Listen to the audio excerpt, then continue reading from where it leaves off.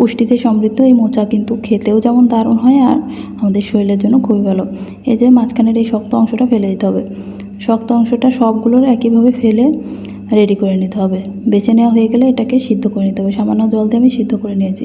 সিদ্ধ করে নেওয়া হয়ে গেলে একটা স্ট্যান্ডারের মধ্যে ঢেলে জল ঝরিয়ে নেব। জলটা ঝরিয়ে নেওয়া হয়ে গেলে এবার আমি কিছুটা ডাল ভিজিয়ে রেখেছিলাম, আগে থেকে আধা ঘন্টা আগে ভিজিয়ে রেখেছিলাম মটর ডাল। আপনি যে কোনো ডাল ব্যবহার করতে পারেন। এরপরে আদা আর কাঁচামরিচ দিয়ে ব্লেন্ড করে নেব।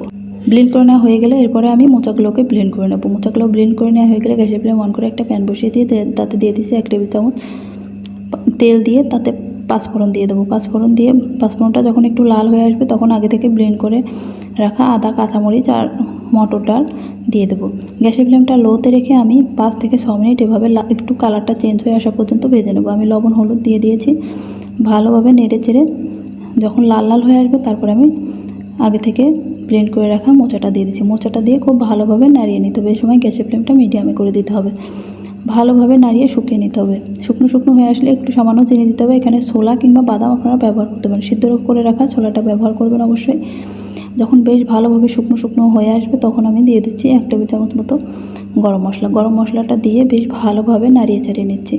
ভালোভাবে যখন একদম শুকনো শুকনো হয়ে আসবে তখন নামিয়ে নিলে রেডি হয়ে যাবে দারুণ স্বাদের এই মোচার ঘন্ট।